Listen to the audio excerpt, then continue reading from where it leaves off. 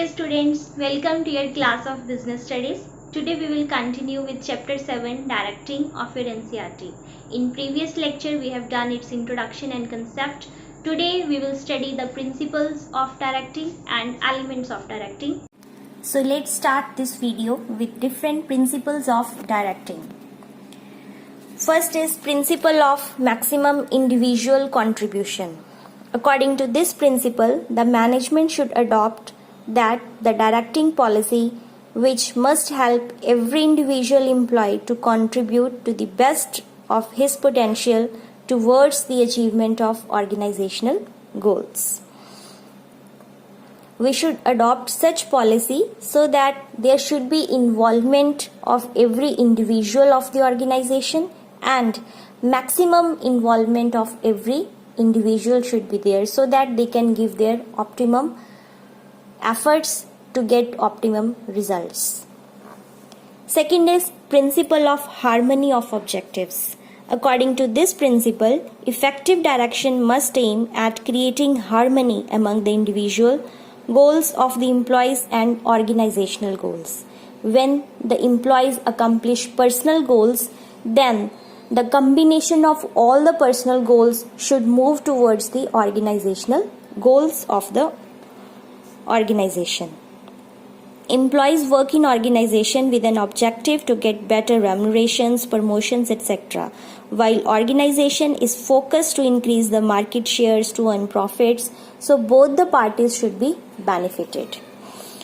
Third principle is principle of unity of command. According to this principle, a person in an organization should get orders and instructions from one superior only. He should be responsible to that superior only and answerable to that respective superior only. There should be unity of command so that he should not get confused with his actual role or responsibility in the organization. Fourth principle is principle of appropriateness of direction technique. According to this principle, appropriate techniques must be adopted for guiding, instructing, and motivating the employees. Different techniques can be used in different cases depending upon the nature of superior as well as nature of the subordinates. So direction techniques should be complementary to the subordinates' needs, capabilities, times, and other conditions. Fifth is principle of managerial communication. Effective communication helps to make direction effective at various levels of organization's hierarchy. The success of any organization depends upon the effective communication between the superiors and the subordinates. It must be taken into consideration that the management and the subordinates perceive the same meaning for what is said. So, the message conveyed should be same as it is received. There should be no faults in that. Then, sixth principle is principle of use of informal organization. Formal organization structure only prescribes the official relationships among the individuals in the organization. Besides it, persons working together develop an informal group also. The information flows more freely in informal organization rather than the formal one. The manager should realize this fact and make the best use of informal organization to create effective direction and strengthen the formal organization. Next is principle of follow through. According to this principle, the extent which the frame policy directions issued has been enforced.